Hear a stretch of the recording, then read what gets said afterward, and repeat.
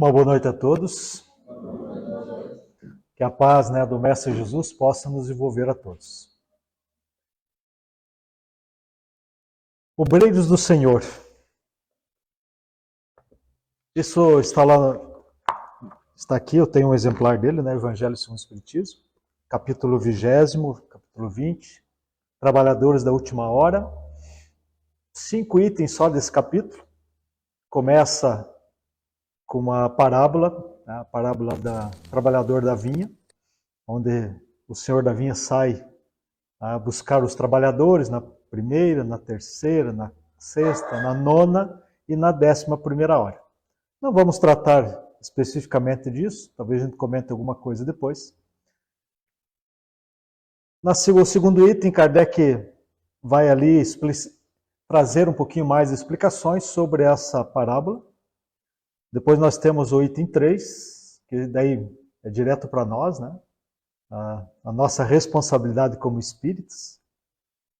E depois o item 5 vai tratar dos obreiros do Senhor. Nós também encontramos esse mesmo título na coletânea da Federação Espírita Brasileira, intitulado EAD, o Estudo Aprofundado da Doutrina Espírita. São coletâneas de 5 livros. Essa temática está lá no tomo 3, no livro 3, intitulado Espiritismo, o Consolador Prometido por Jesus. No seu módulo 4º, Humanidade Regenerada, roteiro 10, Obreiros do Senhor.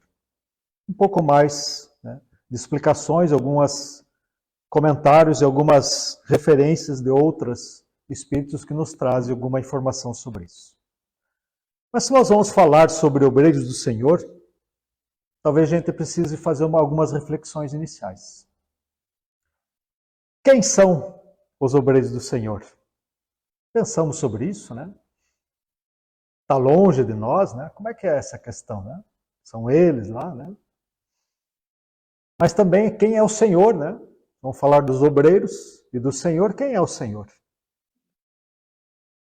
Pensamos sobre isso, analisamos isso um pouco mais de profundidade. E claro, olhar para nós mesmos, E nós? Já nos consideramos esses obreiros do Senhor? Ou ainda eu quero ser um obreiro do Senhor? Ou quem sabe nós, espíritas, vai ficar para a próxima encarnação, Nós já sabemos que vão ter uma outra oportunidade, Quem sabe? Então fica para a próxima. Mas se queremos, o que devemos fazer então para ser esses obreiros do Senhor? É claro que quando analisamos a própria parábola, a qual Jesus se utiliza, nesse capítulo 20º, ele começa dizendo que o reino dos céus é semelhante a... E aí começa a discorrer a parábola. Então ele está tratando de uma forma alegórica, trazendo então o reino dos céus. Quem é esse Senhor da parábola? Podemos considerar o próprio Cristo. Nós, da doutrina espírita, nós precisamos sempre estar reavaliando e talvez em muitas questões revendo os conceitos de alguns termos, algumas palavras, algumas condições que nós usamos. Eu sempre gosto de referir disso porque é extremamente importante nós refletirmos sobre algumas questões. Primeiro, Deus, que é a parte primordial de todos os aspectos das nossas reflexões, não é mais aquele Deus antropomórfico. Nós reconstruímos o conceito divino através do que a doutrina espírita nos traz. Livro dos Espíritos, pergunta 13, vai trazer os atributos. A pergunta 1 vai dizer que ele é inteligência suprema, causa primária de todas as coisas. Tanto na pergunta 13, como lá na Gênesis, no 2º capítulo, intitulado Deus, Kardec então vai discorrer sobre essa questão. Vai nos dar inúmeras reflexões, uma delas dizendo que nós não temos a capacidade de compreender a divindade. Precisamos para isso desenvolver sentidos que não o temos e que alcançaremos essas mesmas condições quando atingirmos a nossa evolução completa, no que nos cabe com a reencarnação. que sabemos que é quando chegarmos a espíritos puros. Mas também nesse mesmo capítulo, Kardec vai trazer então a mesma proposta da pergunta 13 de todos os atributos de Deus. Nos mostrando o Deus único, onipotente, né? Especialmente soberanamente justo e bom, que faz nós refletir sobre várias questões desse relacionar nosso com o divino. Que não vai demonstrar, né, através dessas reflexões, nos mostrando o que Deus não pode ser, para que nós então possamos entender o que deve ser Deus, dentro da nossa capacidade de entendimento. Mas já não mais aquele Deus antropomórfico, aquele Deus com as paixões humanas, né? Antropomórfico significa aquele Deus humanizado, com as paixões humanas, que nós ainda carregamos na nossa intimidade. Trazemos ainda muito, por mais sendo espíritos. Porque nas horas que as coisas apertam, né? Muitas vezes perguntamos, mas que Deus, que eu fiz para ti, né? Para merecer isso? O que estou fazendo, né? Como se Deus estivesse de alguma forma nos castigando. Esse é o Deus antropomórfico, que castiga, que beneficia, que é o Deus da guerra, né? Senhor da guerra. Então, esse Deus é aquele que nós viemos antes, né, da doutrina espírita. A doutrina espírita é o Deus Pai, né? Ou o Deus que Jesus nos trouxe, o Deus de amor. Esta causa primária, inteligência suprema. Criador de tudo o que vemos, o que sabemos, o que não sabemos e o que não vemos. Se há multiverso, Deus é criador do multiverso. Ciência hoje fala-se não só do universo, né, mas multiverso. Se isso é, ou um dia ser comprovado, tudo criação da obra divina. Da mesma forma que nós o somos. Outra questão extremamente importante, para que a gente possa reconsiderar, é o Cristo, né, Jesus. Nós carregamos dentro das nossas estruturas atávicas, né, religiosas, ou Deus homem, como nas religiões tradicionais, ou Jesus Deus, ou o Jesus homem, né, se nós desvincularmos das estruturas religiosas. Então, o materialismo, né, prega um homem, como qualquer outro. Muitas religiões pregam o Jesus Deus. Mas a doutrina espírita nos esclarece que é o Jesus Cristo, o enviado, o mensageiro.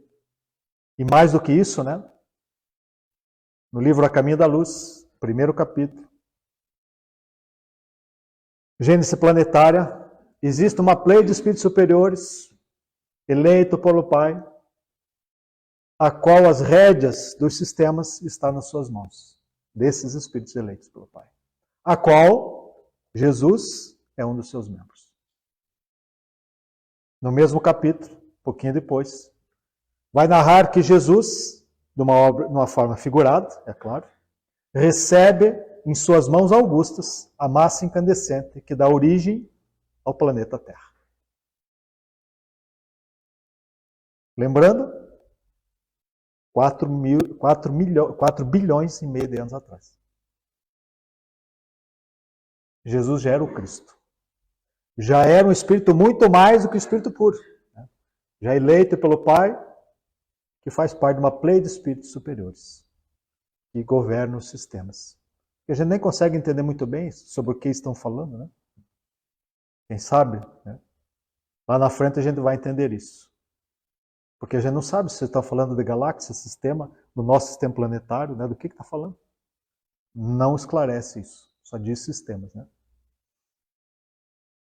Mas também outras condições que a gente vai falar depois. Mas quando a gente vai olhar, então, a figura do Senhor da vinha, nós vemos quem? Este Jesus, nosso governador. Aonde ele vai nos dizer que nenhuma das suas ovelhas se perderá. E também vai dizer, eu sou o caminho, a verdade e a vida. Para chegar ao Pai, precisa passar por mim. Que, por sua vez, está nos chamando para o trabalho a todas as horas. Muitas vezes não estávamos preparados para a primeira hora. talvez nem para a terceira, nem para a sexta, nem para a nona, mas já estamos agora na 11ª hora. Jesus continua a nos convidar para o trabalho na vinha, na seara do Cristo. Vamos encontrar no livro Pão Nosso, psicografia de Chico Xavier, ditado pelo Espírito Emmanuel, no seu capítulo 29, onde Emmanuel vai dizer que para a doutrina espírita, o obreiro do Senhor, também denominado trabalhador da última hora, é o indivíduo que realiza todas as tarefas que cabem no mundo com dedicação, sacrifício, amor e amor. Então, obreiros do Senhor ou trabalhadores da última hora são nós mesmos, nós espíritas. E que realizam, aí começam os problemas, né? São aqueles que fazem todas as suas tarefas que lhe cabem no mundo, aqui, na nossa encarnação ao qual nos encontramos, com dedicação, sacrifício e amor. Aí muitas vezes nós temos dificuldade, né? A gente olha para a nossa intimidade e vai observar que as nossas ações não é bem desta forma, né? Nós não conseguimos fazer tudo realmente com dedicação, sacrifício e amor. Temos até dificuldade para compreender isso ainda. Mas quando nós vamos analisar de uma forma um pouco mais ampla, usando, por exemplo, a pergunta 132 do Livro dos Espíritos, onde Kardec pergunta aos espíritos qual é o objetivo do espírito encarnar. Não está perguntando desta encarnação a qual nós estamos. Ele está perguntando de uma forma geral por que nós, espíritos, precisamos encarnar. Essa é a pergunta. Qual é a resposta que os espíritos vão dar? Primeiro, que é uma lei divina, uma lei de Deus. Ou seja, não importa muito se eu quero ou não quero, né? Se eu acho que eu vou ou que eu não vou reencarnar. Vai. E vamos. Porque faz parte da lei. Mas eles vão dizer também que é necessário para o nosso progresso através da expiação e das provações. Então, as encarnações nos dão possibilidade, nessa trajetória evolutiva, de estar progredindo. Através das expiações, das provações e das condições que a vida física nos oferece. Vai dizer mais, que também é para que cada um de nós dê conta do que nos cabe em cada situação dentro da própria criação divina. Que muitas vezes nós até temos dificuldade para entender que nós somos coautores, né, como da divindade. Nós temos que, através da encarnação, cumprir com a parte que nos cabe na construção da própria questão do todo. Como espírito, quando estamos na reticidade, ou como encarnados, quando estamos numa encarnação. Lembrando sempre que somos espíritos, né? Temos várias vivências físicas, que são encarnações ou reencarnações. Né? Encarnação, quando estivermos referindo-se a uma encarnação, se são várias reencarnações. Já estivemos inúmeras vezes, né, com vivências ou encarnações ou reencarnados, e vamos ter ainda inúmeras pela frente. Inúmeras é inúmeras, né? Porque os espíritos vão dizer que estamos mais próximos do princípio que do fim. Numa das obras de André Luiz, não recordo qual é agora, vai nos dizer que, mais ou menos, né, a faixa de que nós aqui estamos nesse planeta Terra, da nossa criação como princípio inteligente até o momento, pelo menos já decorreram 1,5 bilhão de anos. Mesmo assim, ainda continuamos mais próximo do princípio que do fim. Aí a gente tem uma ideia, né? De que falta um caminho muito longo. Nós vamos ver, por exemplo, no Livro dos Espíritos, em várias respostas, em várias, não é uma, que nós temos que aprender de tudo. E tudo é tudo, né? Nós olhamos para esse universo aí, conhecemos alguma coisa dele? Olhamos para o micro verso, né? Enxergamos, né, ou entendemos, conhecemos o que está no micro? Quase nada. Não entendemos muito bem nem a nossa composição física do corpo. Até hoje a ciência nem desvendou a questão da mente ainda com a questão do cérebro. Ainda joga todas as condições como o nosso raciocínio e pensamento está no efeito físico, né, no cérebro. Na verdade, claro, nós já sabemos que isso é uma questão do espírito e não do cérebro. Então nós vemos o quanto falta para nós, de uma forma geral, entendermos. E aí ele vai dizer que todos nós precisamos aprender de tudo. Então a gente vê que tem um caminho muito longo. Mas Cristo já conhece tudo. Que é o único que nós já conhecemos que tem essa condição. Vamos encontrar também uma mensagem trazida no livro Parábolas e Ensino de Jesus, obra de Caí Barchut, na sua primeira parte, onde ele vai dizer que fato incontestável é que quem trabalha com afinco na vinha do Senhor, vivenciando os seus ensinamentos, consegue alcançar todas as realizações morais e intelectuais. Então, se nós trabalharmos afinco na vinha do Senhor, vamos alcançar todas as realizações morais e intelectuais. Sobre o que ele está falando? Aí nós remetemos novamente à lei de progresso. Onde os Espíritos vão dizer para nós que nós desenvolvemos nossas habilidades em duas asas. Asas é a colocação de Emmanuel, né? Mas tem dois viés, né, de evolução. O intelecto e o moral. É o que o Caíbar está dizendo. Se nós trabalharmos então na vinha do Cristo, né, nós alcançaremos a condição que nós queremos. Todos nós queremos ser felizes, não queremos? E nós vamos chegar a ser felizes se desenvolver as habilidades da nossa intimidade a nível de progresso moral e intelectual. Quando os Espíritos tratam disso no Livro dos Espíritos, vão dizer, né, que o progresso intelectual ocorre sempre.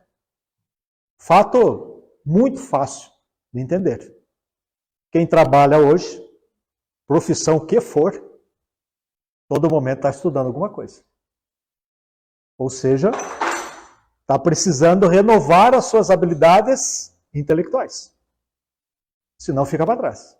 Sem contar toda a questão tecnológica, que todo momento estamos tendo que aprender aí para dar sequência na nossa jornada física. Mas os Espíritos dizem que para a moral já não é bem assim, né? A moral nós temos que ter esforço, vontade. Porque nós já não lutamos com as questões exteriores. Porque nós vamos lutar com as nossas dificuldades íntimas. Nossas mazelas, orgulho, egoísmo, vaidade. E qualquer uma que a gente imaginar aí, todas elas temos. Precisamos então de muito esforço. A nossa maior briga é com nós mesmos, né? Nossos interesses. Os Espíritos vão dizer também, no Livro dos Espíritos, que nós temos prazer, né, no mal. Então esse prazer no mal, que muitas vezes nós achamos que não temos, né? Como assim, né? A gente lê a primeira vez, não, mas eu não tenho isso. Como assim ter prazer no mal? Eu já não erro mais, né? Como se eu já fosse um espírito melhor, né? Eu sempre uso um exemplo muito simples, né? Antigamente a gente usava a questão das novelas, né? Mas hoje em dia é Netflix, né? São as séries ou qualquer outro streamer aí, né? Que traz esse tipo de informação ou de conteúdo. Mas o enredo é mais ou menos o mesmo, né? No começo tem o malzinho e o bonzinho, o malzinho, né, subjugando lá o bonzinho, e lá no final inverte as questões, né? Aí o bonzinho começa a sobressair, o malzinho começa a pagar a conta.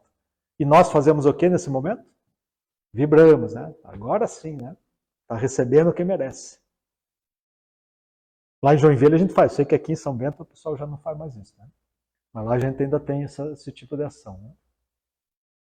Muitas vezes podemos até dizer, né, de uma forma de escamotear, né, a verdade. Ah, mas ali não é nem verdade, aquilo é só uma ficção, né?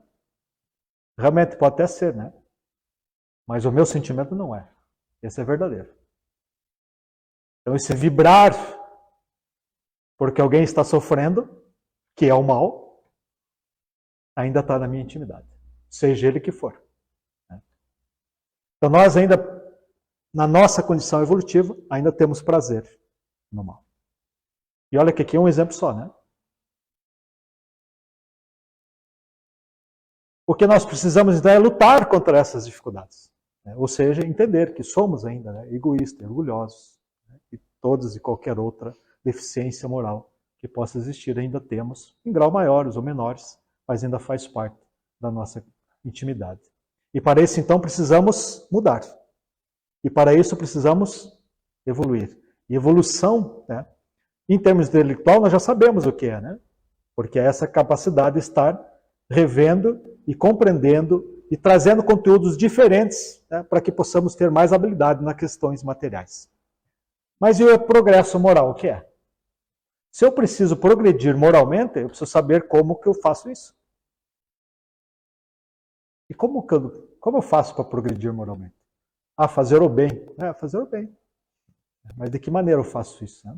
Kardec também teve essa preocupação e fez essa pergunta, está lá no Livro dos Espíritos, né, 629, questão. Como podemos entender a moral? Os Espíritos vão dizer que é o entendimento do bem e do mal, mas com a prática do bem. Na sequência, essas são todas perguntas ali da primeira parte das leis morais, começa na 614, vai até a 643, se não me engano, que é o primeiro trecho das leis morais. Tem várias questões que a gente normalmente traz essas questões, né, a nível de palestra pública, que são extremamente importantes. Vai trazer lá, por exemplo, a 625, né, Jesus, o nosso modelo e guia. Vai trazer a 621, que a lei de Deus está na nossa consciência. Vai dizer a questão moral. Também vai dizer que se nós não praticamos o bem, nós já estamos praticando o mal, porque a lei divina é o do bem. Então não existe muro nessa. Nós muitas não, eu não pratico o bem, mas eu também não pratico o mal, né? Como se isso fosse tudo certo. Não, está tudo errado. Porque eu não fazer o bem, já estou fazendo o mal. Porque a lei é de fazer o bem. E quando nós aumentamos essa visão desse amor proposto pelo Cristo, esse amor incondicional, nós temos dificuldade para entender essa proposta de amor do Cristo, né? Mas da mesma forma que o Pedro também eu tinha, já devo ter falado isso em outras vezes aqui, né? Pedro também tinha essa dificuldade, né? Simão Pedro, o apóstolo. E no momento, na caminhada entre a pregações da tarde até a casa de Simão Pedro, onde que Jesus ficava em Cafarnaum, vendo então o abatimento, né, de Simão, pergunta a ele, mas Simão, que te aflige, né, Simão? Aí ele diz, mas mestre, eu não estou entendendo esse negócio aí que o senhor fala aqui. Tem que amar os outros, mas os outros não fazem aquilo que a gente gosta, né? Não respondem da mesma forma, nós temos que amar a si mesmo. Né? Aí Jesus tanto tem uma conversa enorme, narrado isso por Humberto de Campos, irmão X, livro Boa Nova, capítulo 12, Amor e Renúncia.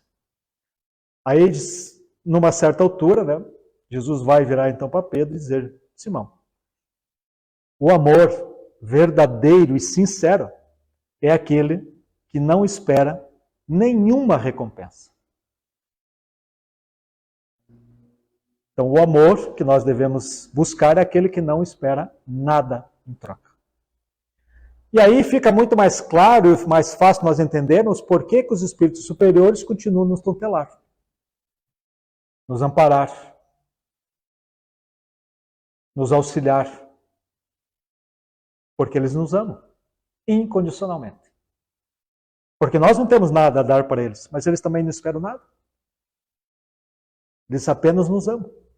Então, aí nós começamos a entender por que esses espíritos continuam nos auxiliando. Mesmo com todas as dificuldades que nós temos. Continua Caibar Schutz dizendo que as condições essenciais para o trabalho são a constância, o desinteresse, a boa vontade e o esforço que fazem no trabalho que assumiram. Ele não está dizendo aqui que realmente é para acertar tudo, né? Que nós sejamos todos santinhos e todos já, né, espíritos puros. Não, não é isso. Né? Ele está dizendo que aqueles que trabalham com constância, nada os abala, não tem desinteressado, não tem interesse. e boa vontade e o esforço que fazem no trabalho que assumiram. Ou seja, dedicação, sacrifício e amor, como disse Emmanuel na sua mensagem. Os bons trabalhadores se distinguem por esses característicos, né, diz ele. Então nós vemos que o trabalho na seara do Cristo é o trabalho do bem. O trabalho em prol a nós mesmos e a toda a coletividade. Nós vamos poder ver isso de uma forma bem clara no próprio item 5, do capítulo 20, então, do livro Evangelho segundo o Espiritismo, intitulado por Sr. Allan Kardec como Os Obreiros do Senhor. Aonde o item 5 é ditado pelo Espírito da Verdade, a qual já sabemos que é o próprio Cristo. E vai nos dizer: aproxima-se os tempos em que se cumprirão as coisas anunciadas para a transformação da humanidade. 1864, né, primeira edição do livro Evangelho segundo o Espiritismo, que por sua vez completa 166 anos no ano que vem. Inclusive, né, a FEB vai fazer não só a FEB, mas a Federação Espírita Catarinense, também vai fazer vários materiais, né, de comemoração desses 166 anos. Aproxima-se os tempos. E para nós, aproxima-se ou os tempos são chegados? Quando nós vamos nos aprofundar nessa questão, lá na Gênesis ainda, no capítulo 18, eu falo da Gênesis, isso aí que todo mundo sabe o que eu estou falando, né? Qual obra, né? Porque a gente sabe que esse é o livro menos lido, né, dentro dos Espíritos. Né? O mais difícil, tem uma parte ali que é bem complicada, né? Vai falar de uma série de questões técnicas, né? Que muitas vezes nós temos dificuldade. Mas se nós não lermos, né, vamos sempre lembrar que a codificação doutrinária, ela base em 5 obras. Né? A base estrutural é 5 obras. Livro dos Espíritos, que por sua vez está separado em 4 partes. Cada parte dessa deu origem a uma outra obra. É um complemento. Kardec desdobrou o conhecimento. Pergunta 1 a 74, a Gênesis. 75 a 613, o Livro dos Médiuns. 614 até 919, o Evangelho segundo o Espiritismo. 920 até 1019, o céu e o inferno. Se nós não estudarmos as 5, nós sempre estamos faltando alguma coisa, conhecimento doutrinário. Né? Então, a importância que nós temos de estudar todas as obras. Mas lá na Gênesis, no capítulo 18, intitulado como são chegados os tempos, os Espíritos vão dizer-nos que esses tempos vai ser, primeiro, eles vão dizer que não tem nada de cataclismas, né? Não está, porque muitas vezes nós vemos na transformação do mundo que precisamos que venha e destrua tudo, né, e construa tudo de volta. Na nossa imaginação, o mesmo, por algumas interpretações em relação às religiões tradicionais, né, seria esse o processo. Mas a doutrina espírita vai nos dizer que não há esse processo de cataclismo. Então não vai ter, não que não ocorra, e lá eles dizem, ocorre porque é um fenômeno natural, porque o nosso planeta está em processo, né, de evolução também. Então vai ter menos hoje do que ontem, né, que se nós olharmos, nosso planeta lá atrás era muito mais suscetível, né, a esse tipo de ações do que hoje, mas vai continuar. Né, porque está sempre mudando as coisas, o planeta não cumpriu todo o seu estágio definidos por Deus, né, em relação ao progresso. Como diz na própria Gênesis, todos, né, o que é material progride, inclusive os mundos. Nosso mundo está, tanto é que depois de 4 bilhões e meio de processo evolutivo, né, nós estamos aí pelo menos a uns 200, a fase, né, o inicial do processo, né, de habitação de espíritos aqui na fase luminal, ainda como espíritos bem atrasados, né, mas pelo menos a ideia é que tenha isso mais ou menos há 200 milhões de anos. Então, se nós computarmos 200 milhões de anos para 4 bilhões e meio, então passou 4,3 pelo menos, né, construindo para que ali pudéssemos aqui iniciar um projeto de vida humanoide aqui nesse planeta. Ou seja, espíritos com E maiúsculo, né? Já na fase luminal, conforme o Sr. Allan Kardec o define. Porque o E minúsculo é quando se refere à questão genérica de espíritos, né? Mesmo com o princípio inteligente. Ou fases anteriores, né, à questão luminal. E todo esse tempo o planeta evoluiu. E agora chegamos, nós estamos aqui, agora parou a evolução. Não, vai continuar. Né? Então por isso tem muitas questões que vai acontecer. Mas nós estamos agora, nesse momento, o que eles dizem não é então por esses cataclismos. Então qual é o que vai distinguir? O que vai demonstrar que nós estamos nesse momento? É as crises, né? Mas as crises morais. E aí nós vemos o que está acontecendo no mundo hoje. Quais são os maiores males que tem hoje no mundo? Males morais. A busca, né, do que nós precisamos, em vez de estar buscando na nossa intimidade, na nossa transformação, nós buscamos fora, nas questões materiais, e não encontramos porque não vai estar lá. Nos frustramos, né, e por sua vez entramos em crise. E aí o maior mal do século, segundo, né, as pessoas que estão aí no vínculo da questão da saúde, é depressão, suicídio.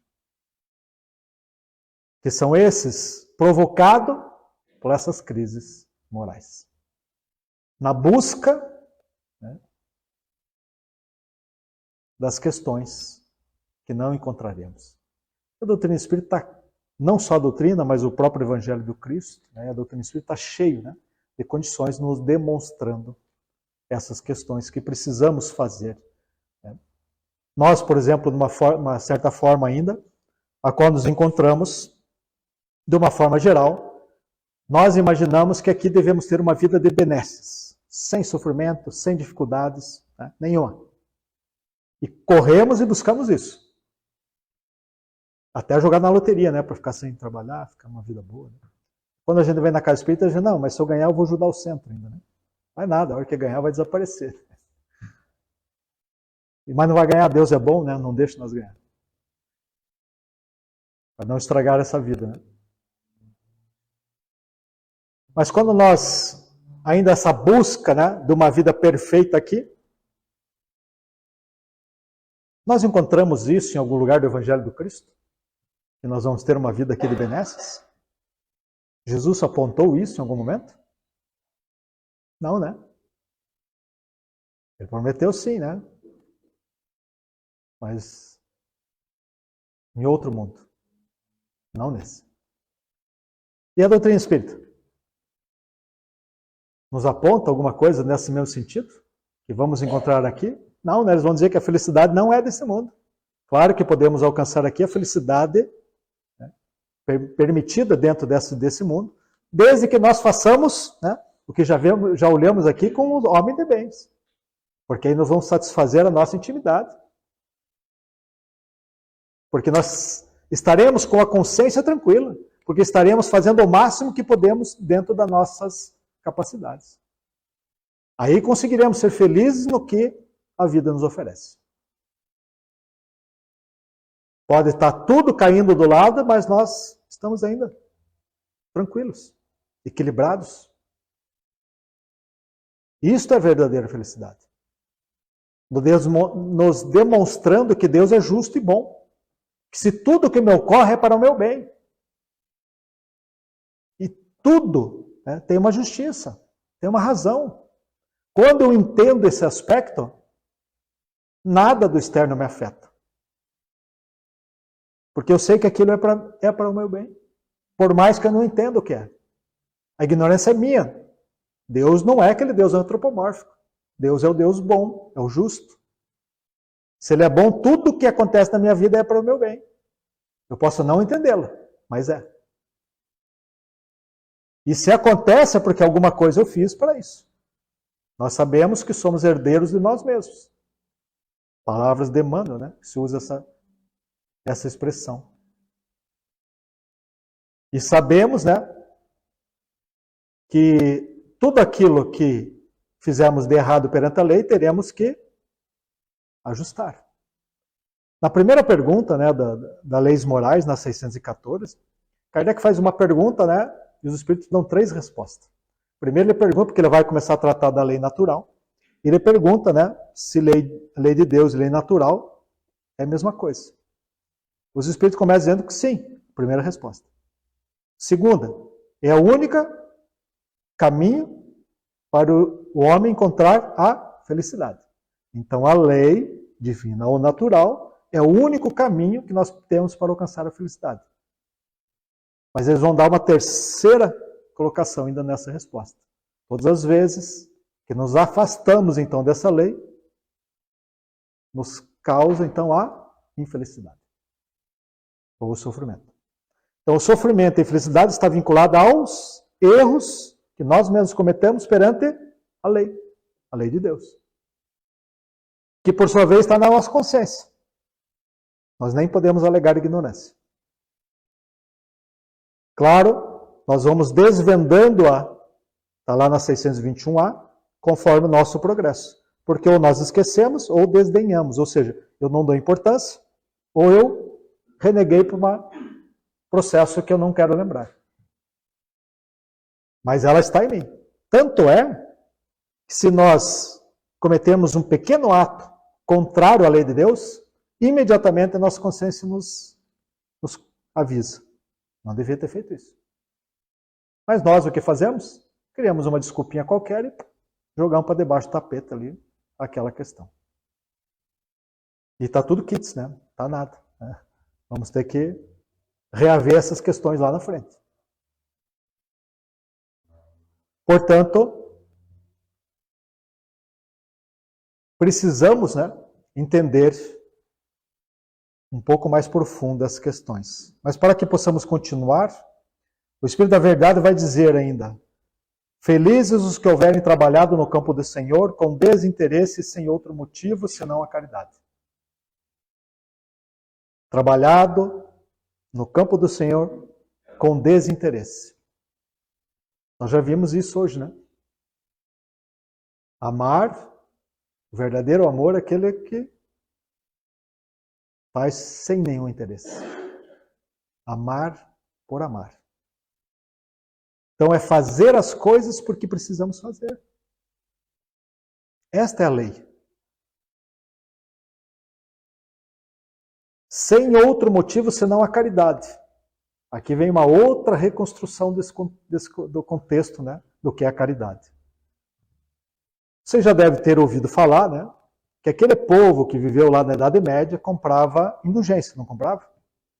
Cantinho no céu, a cadeirinha, o lugarzinho, o terreninho e tal lá. Quem que era esses espíritos que faziam isso lá? Nós mesmos. E nós construímos isso de uma certa forma que eu dar alguma coisa eu estou fazendo a caridade. Porque é isso que vendiam para nós, né? Dá aqui um dinheirinho para a igreja, né? E daí você vai para o céu. Ajuda a igreja e vai para o céu.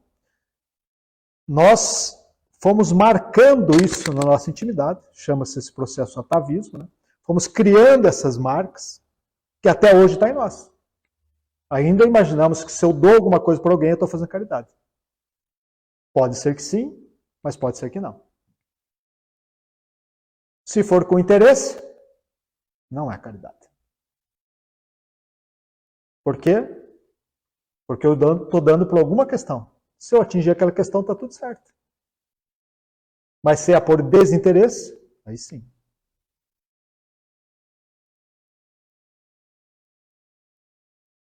O Livro dos Espíritos vai nos dizer, na questão 886, Kardec, aí já começamos pela própria pergunta, né? Kardec vai perguntar aos espíritos superiores qual o sentido da caridade, mas como entendia Jesus. Ele não pergunta como os espíritos acham que é caridade, ele pergunta o que Jesus acha que é caridade. A resposta, né, a grande maioria de nós tem na ponta da língua, né? Benevolência para com todos. Fazer o bem a todos. Mas quem é o todos? Aquele parente difícil, né, que a gente é a todos?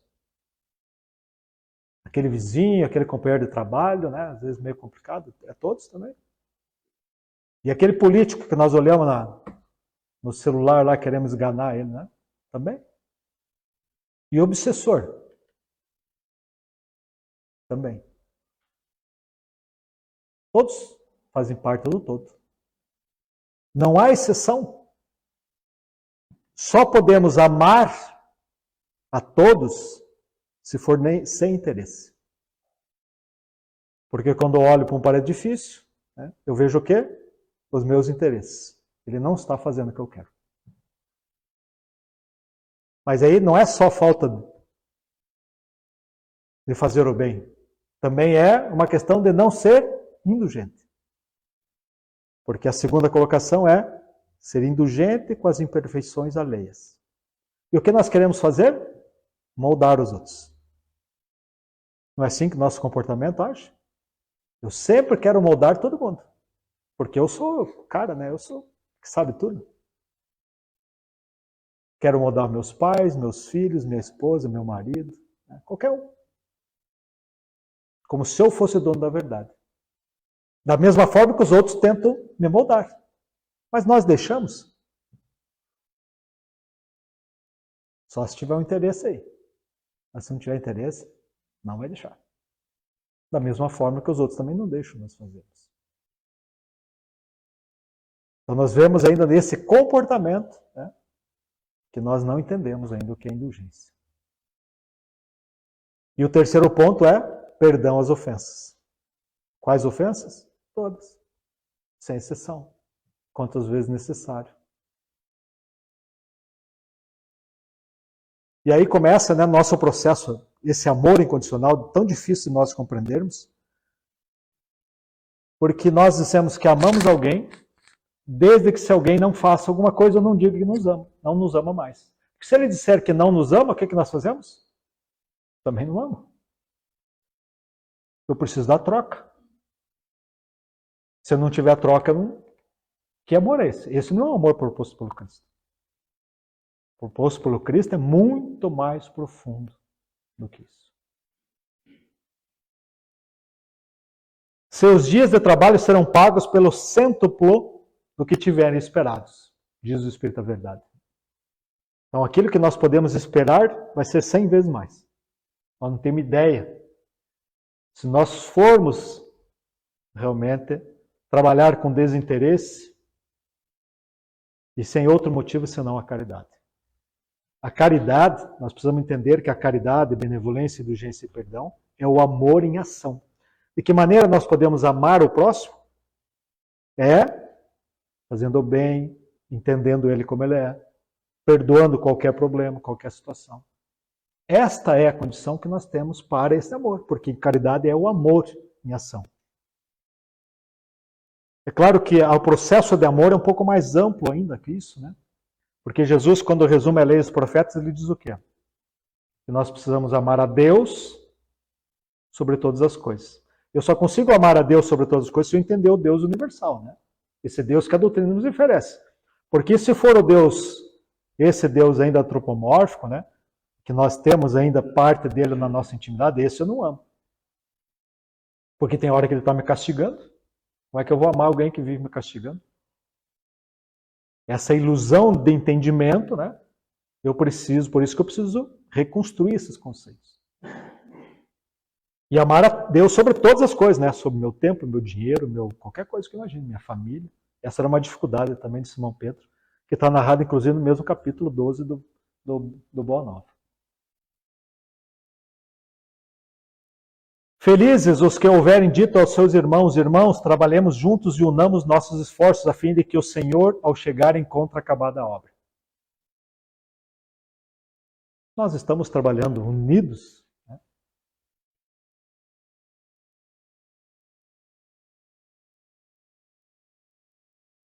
Saiu o censo agora, recentemente, né? Eu acho, pelo menos eu não vi, eu acho que não saiu nada, né, com relação a religiões. Mas o censo anterior dizia que 4 a 5%, né, da população brasileira é espírita. E nesse censo saiu que nós somos brasileiros, 203 milhões de brasileiros. Se nós usarmos aí os 5%, vai ficar mais arredondado, né? Nós somos, então, em 10 milhões de espíritas. 10 milhões de espíritas. Quantos espíritas além do Brasil existem? Para não ficar muito complicado, vamos jogar mais 10 milhões. 20 milhões. Eu acho que não deve passar muito. Simpatizantes ou mesmo pessoas que tenham a compreensão ou o entendimento, ou pelo menos acreditem na reencarnação, vai ser bem maior. Mas que já tem contato com a doutrina, né, com o Consolador Prometido, não vai passar muito desse número. Nós somos no planeta hoje já encarnados em 8 bilhões. Então a nossa parcela vai significar 0,25%. 20 milhões por 800 milhões vai dar 0,25. Quem que vai levar o Consolador Prometido para os 99,75% que faltam?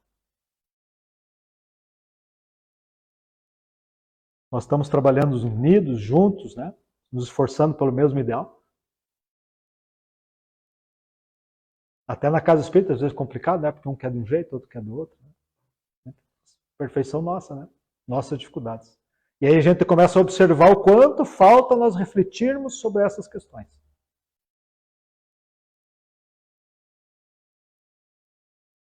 Para que, ao chegar os tempos, né? O Senhor chegar, encontre a obra acabada, né? Pois o Senhor lhes dirá: vinde a mim, vós que sois bons servidores, vós que soubestes impor silêncio aos vossos ciúmes, vossas discórdias, a fim de que daí não viesse nenhum dano para a obra. Que não viesse dano nenhum. Que papel eu estou fazendo, né? Preciso refletir sobre isso. Jesus também, em determinado momento, vai dizer, né, que chegarão os tempos que se separar do joio e do trigo. Se já entendemos que outros tempos estão aí chegando, entendemos, né, que aí há muitos espíritos já sendo retirados de nossa ordem, porque não vibram mais de condições para permanecer aqui, vão ter chance e condições de continuar sua trajetória, mas em outro lugar. Esse é o momento da separação do joio e do trigo. Mas a pergunta que fica para nós é: e nós? Queremos ser joio ou queremos ser trigo? Vamos lembrar que na própria fala do Cristo, né, o joio será jogado no fogo. Nós queremos ser joio ou queremos ser trigo? Se queremos, claro que ninguém vai dizer que quer ser joio, né? Mas queremos ser trigo. Mas o que estamos fazendo para isso? Se nós não fizermos nada, nós já somos joio. Lembre? Fazer o bem ou fazer o mal. Se eu não faço o bem, eu já estou fazendo o mal. Se eu não estou procurando ser trigo, eu já sou joio. Uma forma simples de raciocínio. Esta primeira parte, né? Então o Espírito da Verdade vai nos acalentar, né, com as suas promessas, né, vindouras, desde que nós cumpramos com o nosso papel. No segundo momento ele vai dizer o que vai acontecer se nós não fizermos. Mas ai daquele que, por efeito das suas dissensões, houverem retardado a hora da colheita, pois a tempestade virá, e eles serão levados no turbilhão. Clamarão graça, graça, mas o Senhor lhes dirá: por que implorais graças vós que não tivestes piedade dos vossos irmãos, que vos negastes a estender-lhes as mãos, que enganastes o fraco, em vez de amparardes? Por que suplicais graças vós que buscastes a vossa recompensa nos gozos da terra e na satisfação do vosso orgulho, já recebestes a vossa recompensa, tal qual quisestes. Nada mais lhes cabe a pedir. As recompensas celestes são para os que não tenham buscado as recompensas na terra. Palavras, né, do Espírito da Verdade, capítulo 20, item 5. Falta mais um trecho que eu não trouxe aqui para nossa reflexão. Se alguém quiser chegar em casa e olhar, né? No mesmo item ainda tem um complemento final. Mas que possamos entender, né, que Jesus está no comando. Essa orbe não está à deriva. Tudo o que está acontecendo é para que o progresso aconteça. Essa nave não está desgovernada, né? Cristo ainda continua no leme, continua sendo governador. Deus ainda continua, né, com as suas leis, né? Não, nada mudou. Mas como o mesmo Cristo disse, né, aquele que perseverar até o final será salvo. E aí nós vemos neste momento a dificuldade que é de permanecer perseverante. Basta nós olharmos e ver o que aconteceu da pandemia para cá. Muitos amigos, colegas, né, da Casa Espírita não retornaram. Muitos deixaram de ser espíritas. Mesmo depois de alguns anos. E nós? Né? Estamos trabalhando para que isso não aconteça conosco? Ou estamos sujeitos a isso que ali na frente aconteça a mesma coisa? Vamos perseverar ou vamos desistir? Porque essa mudança na nossa intimidade, essa mudança íntima, essa reforma íntima, não é tão simples assim. Não podemos usar a palavra difícil, porque difícil é uma barreira psicológica que colocamos que passa a ser intransponível. Devemos sim entender que é trabalhoso.